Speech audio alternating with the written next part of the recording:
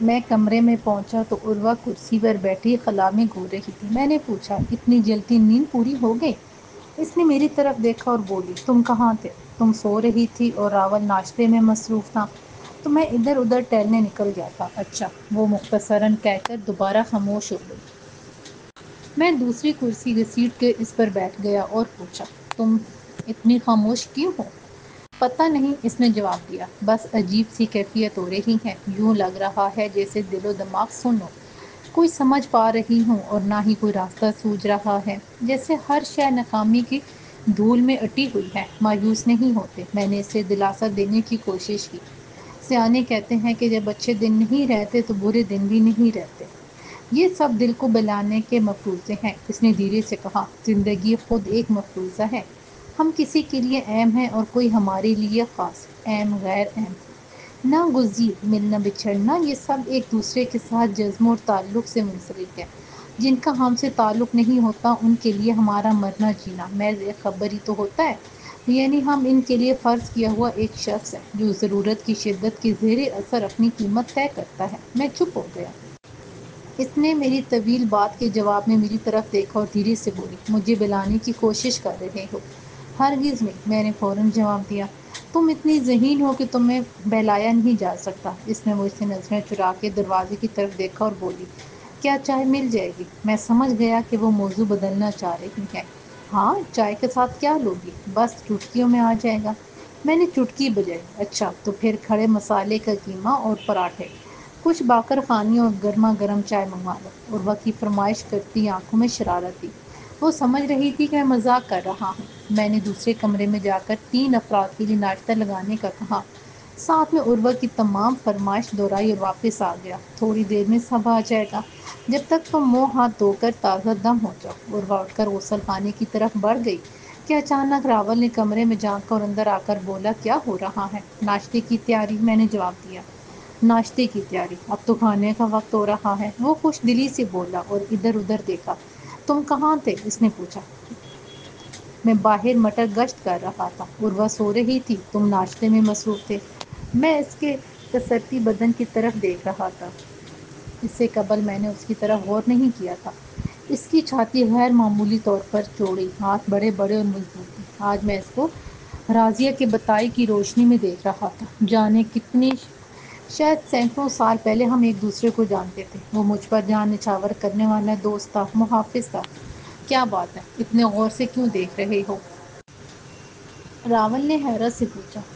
تم بہت اچھے دوست ہو، میں نے جواب دیا۔ اچھا؟ اس نے تعجب سے میری طرف دیکھا۔ خیریت؟ اس وقت دوستی کا ذکر کہاں سے آ گیا؟ ذکر کیا، جب ساتھ رہتے ہیں تو انسیت ہو جاتی ہے، میں نے کہا۔ کیا تمہیں شک ہے؟ وہ ہنسنے لگا، پھر رک کے بولا، تمہاری باتیں، تمہارا لہجہ، یوں لگتا ہے جیسے کوئی سننا سناسا ہے، تمہارا انداز دیکھ کے بالے ہیں۔ اس نے کہتے ہوئے سر جھٹکا، بھلا ہم ایک دوسرے سے سینکڑوں میل رہنے والے کیسے ایک دوسرے کو جان سکتے ہیں؟ لیکن کوئی چیز ہے جس نے ہمیں ایک ڈور سے باندھا ہوا ہے۔ ہاں، میں نے جواب دیا، بہت سی باتوں کا کوئی جواب نہیں ہوتا۔ اسی وقت عروہ غسل خانے سے نکل آئی۔ تمہیں دیکھ کے خوشی ہوئی، راول نے کہا۔ اچھا، شکریہ، عروہ نے جواب دیا اور دوسری کرسی پر بیٹھ گئی۔ راول نے میری طرف دیکھا، پھر بولا، تم لوگ باتیں کرو، میں ابھی آتا ہوں۔ وہ اٹھ کھڑا ہوا۔ نہ جانے مجھے کیوں ایسا لگا جیسے دونوں نے ایک دوسرے کو پسند نہیں کیا۔ ناگواری کا ایک غیر محسوس انداز ان کے درمیان موجود تھا۔ راول تیز تیز قدم اٹھاتا ہوا باہر نکل گیا۔ میں نے سوچا، کیا یہ سوچ سکتے ہیں کہ ہم صدیوں پہلے ماضی میں بھی اکٹھا تھے؟ راول میرا محافظ، جانثار تھا اور عروہ میرے محل میں میری داسی تھی۔ کیا سوچ رہے ہو؟ عروہ نے پوچھا۔ کچھ خاص نہیں، میں نے جواب دیا۔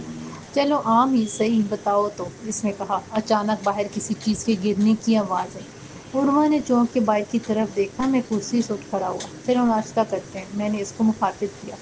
ہم دوسرے کمرے میں پہنچے، وہاں میز کے گرد 3 کرسیاں رکھی ہوئی تھیں، ساتھ میں کھانے کے لوازمات موجود تھے۔ یہ؟ عروہ نے حیرت سے آگے بڑھ کے ایک ڈش کا ڈھکن اٹھایا اور بولی، ارے اس میں تو واقعی کھڑے مسالے کا قیمہ موجود ہے۔ تو کیا میں نے جھوٹ کہا تھا؟ میں نے ہنس کے کہا اور کرسی کھینچ کر عروہ کو بیٹھنے کا اشارہ کیا۔ یہ 3 کرسیاں ہیں۔ عروہ نے تیسری کرسی کی طرف دیکھا۔ ہاں، اگر تمہیں اعتراض نہ ہو تو راول کو بلا لوں؟ یہاں ہم بس 3 ہی تو ہیں، ویسے تمہاری مرضی۔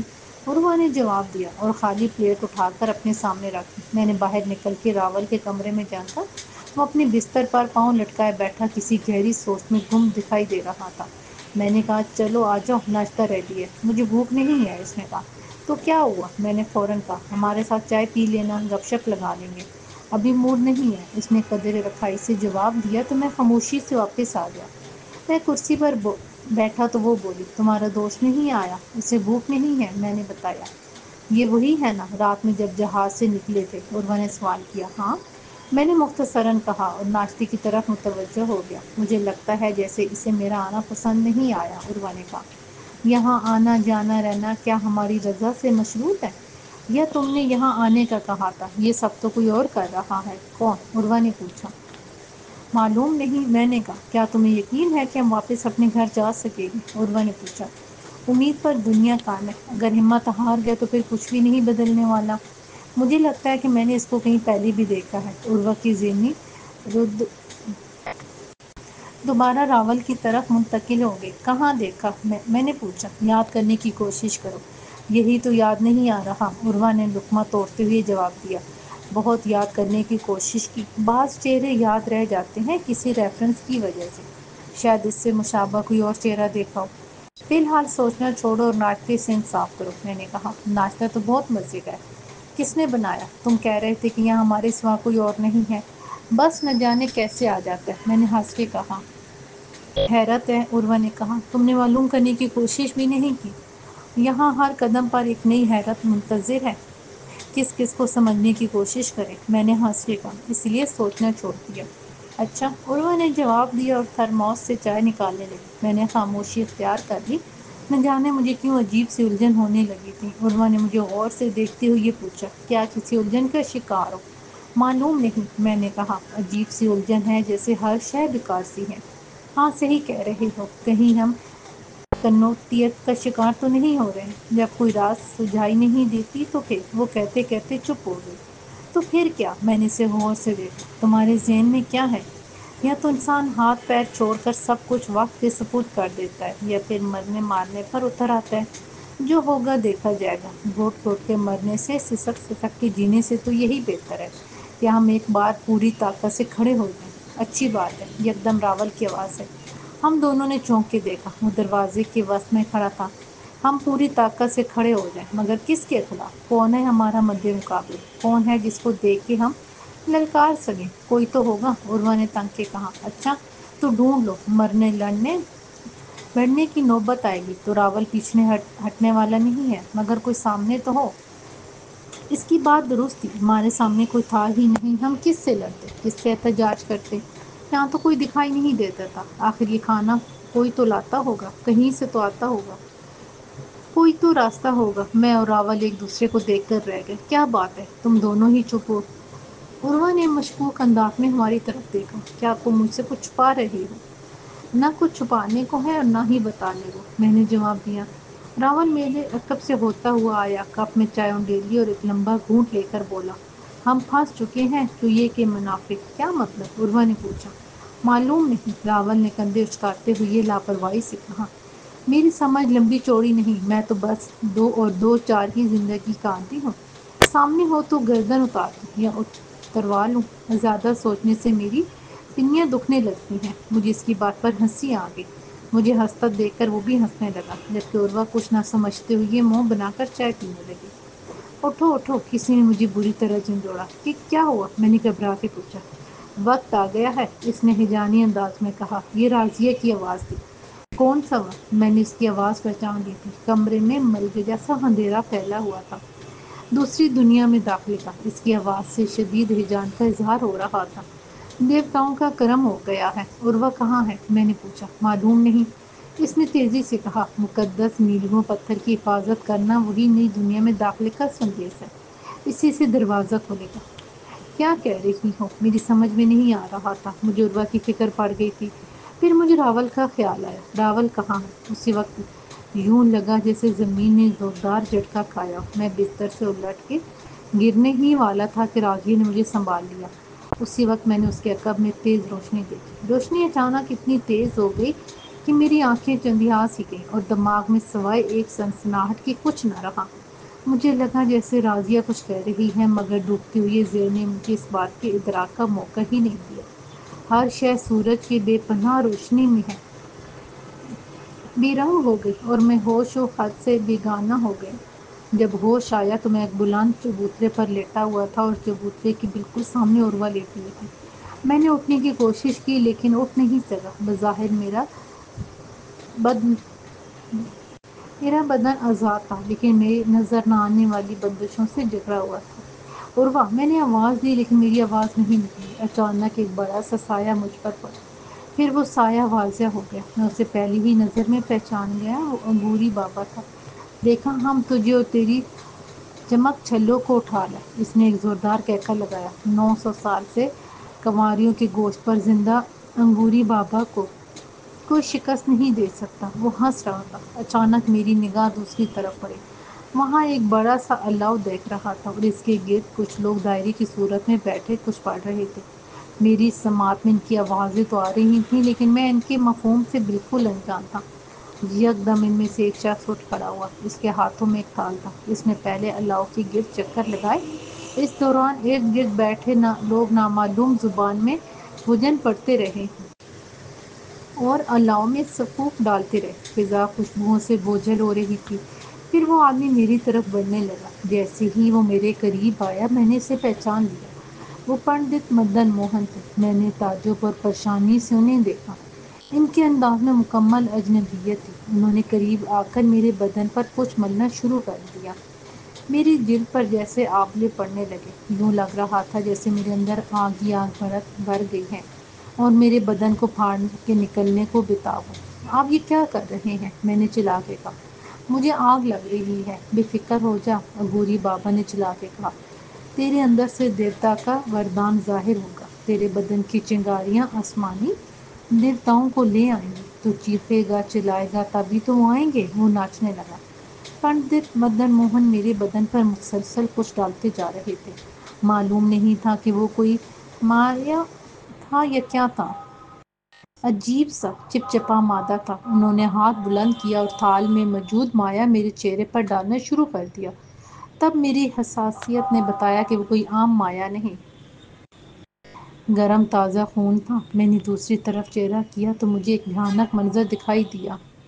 دوسری طرف ایک مضبوط رسی پر کئی برہنہ لڑکیاں الٹی لٹکی ہوئی تھیں۔ ان کے بدن پر لمبے لمبے گھاؤ تھے جن سے خون رس رس کے نیچے گر رہا تھا۔ ہر لڑکی کے سر کے نیچے ایک بڑا سا برتن رکھا ہوا تھا۔ برتن کیا تھا؟ یوں جیسے کوئی بڑا سا دیا ہو جس کا بتی والا حصہ نیچے کی طرف جھکا ہوا اور اس میں خون نکل کے اس سے منسلک دوسرے بڑے سے دیے میں گر رہا تھا۔ میں نے نظروں ہی نظروں میں گنا، وہ 7 لڑکیاں تھیں۔ اچانک انگوری بابا نے چلا کر کہا۔ اس کے ساتھ ہی جیسے وہ تمام دیے ایک دم بھڑک کے جل اٹھے۔ اس کے ساتھ فضا میں گوشت جلنے کی چران پھیلنے لگی۔ عجیب ہی منظر تھا۔ میں نے خوفزدہ نگاہوں سے انگوری بابا کی طرف دیکھا۔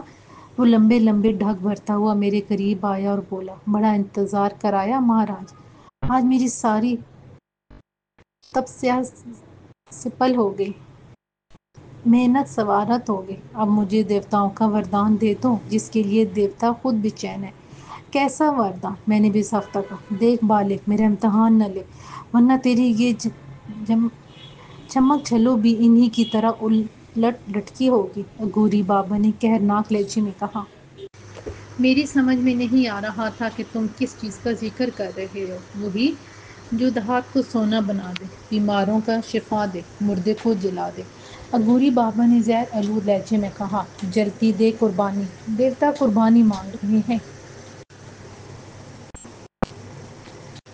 اچانک ایک زوردار آواز آئی۔ میں نے چونک کے دیکھا۔ بھجن گاتے ایک شخص نے کسی نامعلوم زبان میں کوئی نعرہ بلند کیا اور دیکھتے ہی دیکھتے الاؤ میں کود گیا۔ اس کے ساتھ ہی الاؤ یوں بھڑکا جیسے کسی نے پیٹرول کا ٹینک اس میں الٹ دیا ہو۔ میں نے دیکھا کہ آسمان کے کنارے پر روشنی تیز ہونے لگی تھی۔ دیوتا آ رہے ہیں، انگوری بابا چلایا۔ اس کے ساتھ پنڈت مدن موہن نے فوراً ہی کوئی سفوف میرے بدن پر چھڑکا۔ میرے بدن سے ایسے روشنی کے 3 فوارے بلند ہونے لگے۔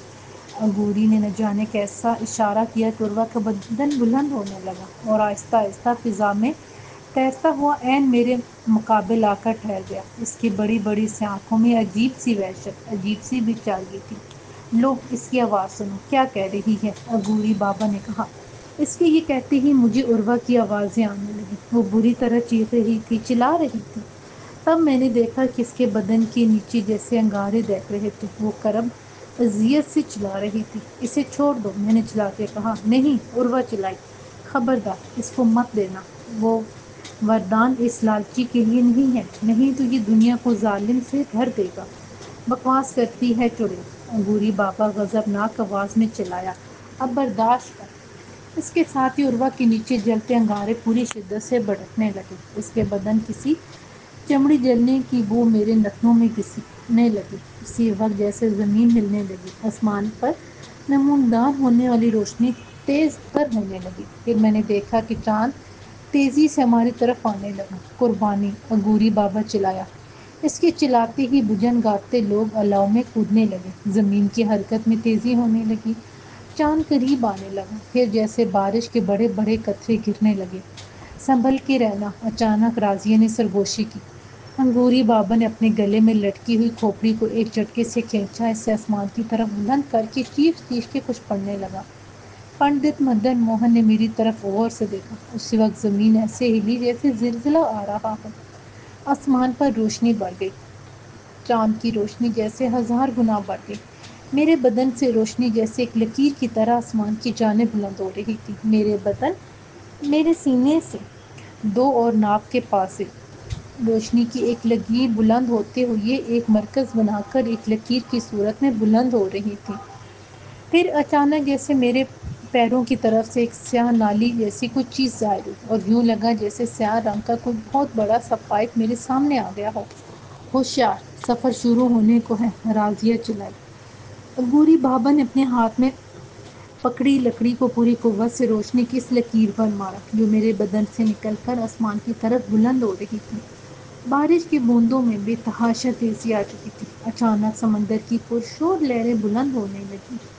چاند زمین پر جھک گیا اور آسمان پر چمکدار روشنی سی چھا گئی، جیسے ہزاروں سورج ایک ساتھ روشن ہو گئے ہوں۔ بارش کی تیزی سے عروہ کے نیچے جلتے ہوئے انگارے بجھ گئے۔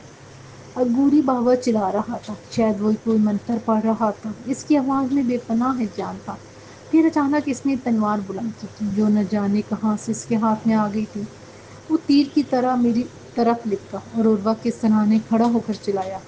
دیوتاؤ، میری بلی سویکار کرو۔ اس کا ہاتھ فضا میں بلند ہوا اور اچانک جیسے کسی نے اس کو بری طرح دھکا دیا، وہ لڑکھڑا کر گرا۔ راضیہ نے میرے بدن پر کچھ پھینکا اور چلائی، اٹھو، جلدی کرو۔ اچانک میرے بدن میں جان آ گئی، غیر مرئی بندشیں کھل گئیں۔ تب راضیہ نے چلاتے ہوئے مجھے ہدایت دی، مقدس پتھر کو ہاتھ میں تھام لو۔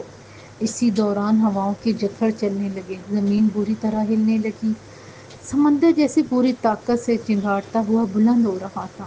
پھر میں نے دیکھا جیسے پانی کی دیواریں چاروں طرف سے بلند ہونے لگی ہوں۔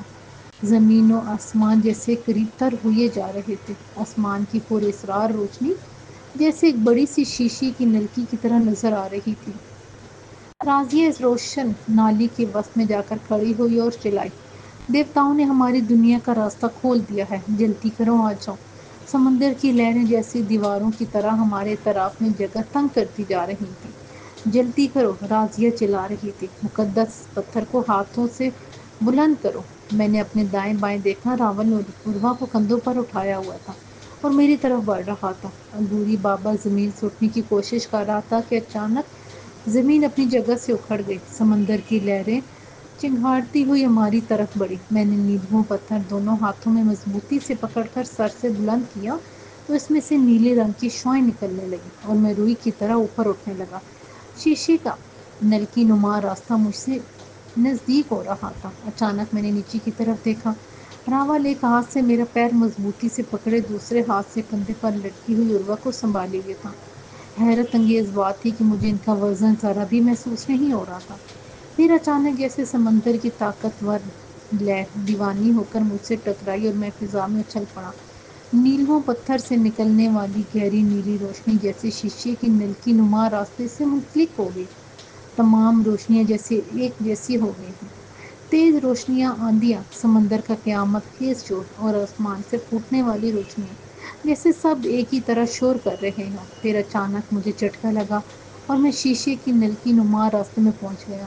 راضیہ نے میرے کندھے پر ہاتھ رکھا۔ اسی لمحے مجھے لگا جیسے میرے پیروں کے نیچے سے کشش شکل ختم ہو گئی ہے اور میں کسی کنویں میں گرتا جا رہا ہوں۔ مجھے عروہ اور راول کی چیخنے چلانے کی آوازیں آ رہی تھیں۔ مجھے لگا کہ میرا بدن بندوق سے نکلی ہوئی گولی کی مانند حرکت کر رہا ہے۔ حرارت سے میرا بدن جلنے لگا تھا کہ اچانک میرے ہاتھ میں موجود نیلگوں پتھر سے روشنی کی ایک دھار نکلی اور اس نے میرے بدن کے چاروں طرف آثار سا بنا دیا۔ میرے جلنے کی کیفیت ختم ہو گئی۔ سفر تیز تر ہوتا گیا، اتنا تیز کہ پھر مجھے کچھ ہوش نہ رہا۔ جب میری آنکھ کھلی تو مجھے لگا جیسے میں بے وزنی کی کیفیت میں ہوں۔ مجھے اپنا بدن محسوس نہیں ہو رہا تھا۔ میں نے ہاتھ ہلانے کی کوشش کی لیکن میرا بدن سن تھا۔ اچانک کہیں سے گھنٹی جیسی آواز سنائی دی۔ میں نے آنکھوں کو حرکت دی اور اسی سمت نگاہیں گھمائیں جدھر سے آوازیں آ رہی تھیں۔ وہاں نیم تاریکی دکھائی دی۔ میں نے اپنا ہاتھ ہلانے کی کوشش کی، میرا ہاتھ ہلا مگر یوں جیسے سن ہو۔ میں نے دیکھا کوئی میری طرف بڑا چلا آ رہا ہے۔ ذرا دیر میں وہ میرے نزدیک آ گیا۔ آنے والا ایک نسوانی وجود تھا۔ اس نے مجھے آنکھیں کھولے دیکھا تو تیزی سے پلٹ گئی۔ چند ہی لمحوں میں راضیہ اس کے ساتھ تیزی سے چلتی ہوئی اندر داخل ہوئی۔ شکر تمہیں ہوش آ گیا، تمہارے دونوں ساتھی تو ابھی تک بے خود پڑے ہیں۔ مجھے اس کی صاف آواز سنائی دے رہی تھی۔ میں کہاں ہوں؟ میں نے پوچھا۔ ابھی باتیں رہنے دو، تم تھکے ہوئے ہو، تمہارے بدن اور اعصاب کو آرام کی ضرورت ہے۔ میں کہاں ہوں؟ میں نے دوبارہ پوچھا اور خشک ہونٹوں پر زبان پھیری۔ مجھے نقاہت کا شدید احساس ہو رہا تھا۔ راضیہ نے میری حالت کا اندازہ لگا لیا۔ اس نے اپنے ساتھ آئی ہوئی لڑکی کو اشارہ کیا۔ اس نے مجھے سہارا دے کر اٹھایا اور ایک گلاس میرے ہونٹوں سے لگا دیا۔ پہلا گھونٹ لیتے ہی مجھے ایک سرد آہٹ کا احساس ہوا، یوں جیسے ٹھنڈ کی ایک لکیر میرے حلق سے معدے تک پہنچ گئی ہو۔ دوسرا گھونٹ لینے پر مجھے توانائی کا احساس ہونے لگا۔ میں چند گھونٹوں میں ہی گلاس ختم کر گیا۔ اس دوران راضیہ خاموش کھڑی رہی۔ مشروب جیسی ختم ہوا لڑکی گلاس لے کر واپس چلی گئی۔ میں نے راضیہ کی طرف دیکھ کر پوچھا، تم نے بتایا نہیں کہ میں کہاں ہوں؟ اپنی جگہ پر ہو اور محفوظ ہو۔ ہم تمہاری برکت سے اپنی دنیا میں واپس آ گئے ہیں۔ ہمارا مقدس پتھر ہمیں واپس ملا ہے۔ کیا مطلب؟ میں نے حیرت سے پوچھا۔ مجھے اپنی آواز میں مضبوطی کا احساس ہوا۔ برائے مہربانی ذرا وضاحت کرو۔ توانائی بحال ہو جائے تو پھر تفصیل سے بات کرتے ہیں، ابھی آرام کرو، راضیہ نے کہا۔ میں ٹھیک ہوں، میں نے کہا۔ میں کب کہہ رہی ہوں کہ تم خراب ہو؟ وہ مسکرائی۔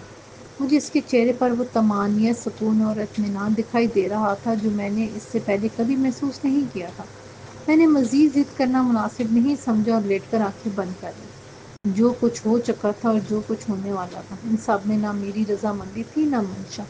تو پھر آئندہ جو ہوگا دیکھا جائے گا۔ میں سوچتے سوچتے نیند کی آغوش میں چلا گیا۔ جب میری آنکھ کھلی تو میں ایک بڑے سے بستر پر موجود تھا۔ میری نظر چھت پر پڑی۔ چھت بے حد اونچی اور نقش و نگار سے مزین تھی۔ یہ کافی بڑا کمرہ تھا اور سامان و آرائش کے اعتبار سے یوں لگتا تھا جیسے کسی بادشاہ کی خوابگاہ ہو۔ میں بستر سے ٹانگیں لٹکا کر بیٹھ گیا اور ادھر ادھر دیکھنے لگا۔ کھڑکی پر خوبصورت ریشمی پردے موجود تھے۔ شاید کھڑکی کھلی ہوئی تھی، اس لیے پردے ہوا سے سرسرا رہے تھے۔ میں اٹھ کے کھڑا ہوا تو یوں لگا جیسے میرے پیر کسی نرم شے میں دھنس گئے ہیں۔ دیکھا تو میرے قدموں کے نیچے بے حد دبیز قالین تھا، نہایت نرم، جیسے ریشم کا بنا۔ میں دھیرے دھیرے کھڑکی کے پاس پہنچا اور باریک پردے کے گوشے میں لٹکی ہوئی ڈوری کو کھینچ کر کھول دیا۔ میرے سامنے جو منظر تھا اس نے مجھے مبہوت کر دیا تھا۔ اتنا خوبصورت اور دل فریب منظر پہلے کبھی نہیں دیکھا تھا۔ دور تک سبزہ پھیلا ہوا تھا، پہاڑ پر بادل تیر رہے تھے، فضا میں بے حد خوبصورت پرندے اڑ رہے تھے، بالکل کبوتر جیسے۔ میں نے نیچے کی طرف دیکھا، پہاڑ سے گرتا ہوا آبشار میدان میں ایک سبک آرام نہر کی طرح بہہ رہا تھا۔ نہر کا پانی اتنا شفاف تھا کہ اس کی تہہ میں پڑے ہوئے پتھر اور رنگ برنگی مچھلیاں صاف دکھائی دے رہی تھیں۔ ٹھنڈی ٹھنڈی ہوا میرے بدن کو خوشگوار خنکی کا احساس دلا رہی تھی۔ میں نہ جانے کتنی دیر وہ منظر دیکھتا رہا۔ اچانک میرے کانوں میں بانسری کی آواز آئی۔ کوئی بڑی مہارت سے بانسری بجا رہا تھا، جانی پہچانی سی آواز، سر۔ مجھے یوں لگا کہ میں اس آواز کو سن چکا ہوں، مگر کہاں؟ میں سوچنے لگا۔ مجھے یاد آیا محمود، ہاں اس کے پاس، اس کو موسیقی اور کتابوں کا بڑا شوق تھا۔ ایک دن اس نے مجھے یہ دھن سنائی تھی اور نام بھی بتایا تھا۔ تو کیا میں اپنے شہر میں ہوں، اپنے وطن میں؟ میں بے چین ہو کر تیزی سے پلٹا اور کمرے کے وسط میں کھڑے ہو کر بیرونی دروازے کو دیکھنے لگا۔ بڑی سی گول طرز میں تعمیر کردہ وسیع و عریض خوابگاہ میں ہر دیوار دبیز ریشمی پردوں سے ڈکی ہوئی تھی۔ میں نے جہازی سائز بیڈ کی طرف دیکھا اور اندازہ لگانے لگا۔ عموماً خوابگاہ کے دائیں یا بائیں بیرونی دروازہ آتا ہے۔ میں نے دائیں جانے کا رخ کیا اور دیوانہ وار پردے ہٹا ہٹا کے دیکھنے لگا، مگر پردے کے پیچھے بھی کہیں کوئی دروازہ نہیں ملا۔ میں نے دائرگی خوابگاہ کی ساری دیواریں چھان ماری، مگر مجھے کہیں کوئی دروازہ دکھائی نہیں دیا۔ میں پریشان ہو گیا۔ بانسری کی دلکش مسحور کن آواز مسلسل آ رہی تھی۔ میں تھک ہار کے بستر پر بیٹھ گیا اور ادھر ادھر کا جائزہ لینے لگا، مگر مجھے کہیں کوئی باہر جانے کا راستہ دکھائی نہیں دیا، حتیٰ کہ ہوائی ضروریات سے فارغ ہونے کے لیے کوئی غسل خانہ بھی موجود نہیں تھا۔ میں دوبارہ کھڑکی کی طرف گیا اور باہر جھانکنے لگا۔ منظر وہی تھا، لیکن اب مجھے اس میں کشش محسوس نہیں ہو رہی تھی۔ میری ساری توجہ خوابگاہ سے نکلنے پر مبذول تھی۔ میں نے کھڑکی کی چوڑی کارنس سے سر نکال کے دائیں بائیں دیکھا۔ ہری ہری گھاس کا خوبصورت باغ اس وقت جیسے مجھے بہت نیچے دکھائی دے رہا تھا۔ میں نے آنکھیں مال کے دوبارہ غور سے دیکھا۔ ذرا دیر پہلے جو نہر صاف و شفاف دکھائی دے رہی تھی، اس کی تہہ میں خوبصورت رنگین مچھلیاں تیرتی دکھائی دے رہی تھیں۔ وہ اب بہت نیچے ایک لکیر کی صورت میں دکھائی دے رہی تھی۔ میں نے ایک گہری سانس لی اور کھڑکی کی چوڑی کارنس پر پیر لٹکا کے بیٹھ گیا۔ اچانک میرے دل میں خیال آیا، کیوں نہ میں یہاں سے نیچے کود جاؤں؟ کیا پتہ سب نظر کا دھوکہ۔ ان چند لمحوں میں نے یہ تو سمجھ لیا تھا کہ میں اپنے وطن اور خصوصاً اپنے شہر میں نہیں ہوں۔ تو پھر یہ بانسری کی آواز کہاں سے آ رہی تھی؟ استاد حنیف خان کی بانسری کا یہ ریکارڈ تو میں نے محمود کے پاس ہی سنا تھا۔ پھر یہ کہاں سے آ گئی؟ کیا میرا دماغ چل گیا ہے، یا پھر یہ خواب ہی ہے؟ خواب، خیال، حقیقت، وہم، جیسے سب بھی گڈ مڈ ہوتے جا رہے ہیں۔ پھر نہ جانے میرے جی میں کیا آئے، میں نے اپنے بازوؤں پر زور سے کاٹ لیا۔ مجھے شدید تکلیف کا احساس ہوا۔ میں نے بازو کو دیکھا، اس پر دانتوں کے نشان تھے اور ایک ننھا سا قطرہ خون بھی دکھائی دے رہا تھا، گویا میں عالم خواب میں نہیں تھا۔ پھر یہ کون سی جگہ ہے؟ پورواں راول اور راضیہ کہاں ہے؟ راضیہ کے ساتھ ہی مجھے نیل و پتھر کا خیال آیا۔ بے اختیار میرا ہاتھ زیر جامہ میں چلا گیا۔ اس کی موجودگی کا احساس ہوا تو میری رگوں پہ میں طمانینت کی ایک لہر سی دوڑ گئی۔ نہ جانے کیوں مجھے اس پتھر سے انسیت ہونے لگی تھی۔ میں نے اپنے لباس کا جائزہ لیا۔ میں ایک اجلا ڈھیلا ڈھالا ریشمی مہین پاجامہ پہنے ہوئے تھا۔ میں نے مڑ کے خوابگاہ کی طرف نگاہ ڈالی اور چند لمحوں تک گہری نگاہوں سے کمرے کا جائزہ لیتا رہا۔ اچانک مجھے پردے میں سرسراہٹ کا احساس ہوا تو میں چونک گیا۔ میں نے سوچا کہ دوڑ کر کہیں چھپ جاؤں اور دیکھوں کہ کیا پردہ غیب سے ظہور میں آتا ہے۔ یہ خیال آیا کہ کیا فائدہ، جو ہونا ہے وہ تو ہوگا۔ میں اپنی جگہ بیٹھا رہا۔ اچانک ایک پردہ لہراتا ہوا اوپر اٹھنے لگا۔ دوسرے ہی لمحے اس کے پیچھے ایک دروازہ اوپر سے نیچے آیا۔ نیچے آتے ہی دروازہ دائیں جانب سرک کے کھل گیا اور میں آنے والے کو دیکھ کر ایک گہری سانس لے کر رہ گیا۔ وہ راضیہ تھی۔ اس کے پیچھے کنیزوں کی ایک قطار تھی، جنہوں نے ہاتھ میں خوان اٹھائے ہوئے تھے۔ کنیزوں نے بڑی پھرتی سے میزیں لگا کے خوان ان پر چن دیے اور خوابگاہ سے باہر نکل گئی۔ وہاں کیوں بیٹھی ہیں؟ آئیں، تام و نوش کریں۔ اس کی آواز میں بڑی نرمی و حلاوت تھی۔ تو اب میں یہاں قید ہوں؟ میں نے اپنی جگہ بیٹھے بیٹھے پوچھا۔ ہرگز نہیں، راضیہ نے ترنت جواب دیا۔ بھلا آپ کو کیسے قید کیا جا سکتا ہے؟ تو پھر یہ دروازہ پہلے ظاہر کیوں نہیں ہوا؟ میں نے سوال کیا۔ کیا آپ نے دروازہ ڈھونڈنے کی کوشش کی تھی؟ راضیہ نے پوچھا۔ ظاہر سی بات ہے، میں نے جواب دیا۔ آئیے میں آپ کو بتاتی ہوں۔ حفاظت کے نقطۂ نظر سے اس کے دروازے پوشیدہ رکھے گئے ہیں۔ اگر آپ اس ڈوری کو کھینچیں گے تو پردے اوپر اٹھ جائے گا اور اوپر معلق دروازہ نیچے آ جائے گا۔ ادھر رہا غسل خانے کا دروازہ۔ راضیہ نے ایک اور ڈوری کھینچی تو غسل خانے کا دروازہ کھل گیا۔ غسل خانہ کیا تھا؟ ایک ہال تھا جس میں چاروں طرف شیشے لگے ہوئے تھے۔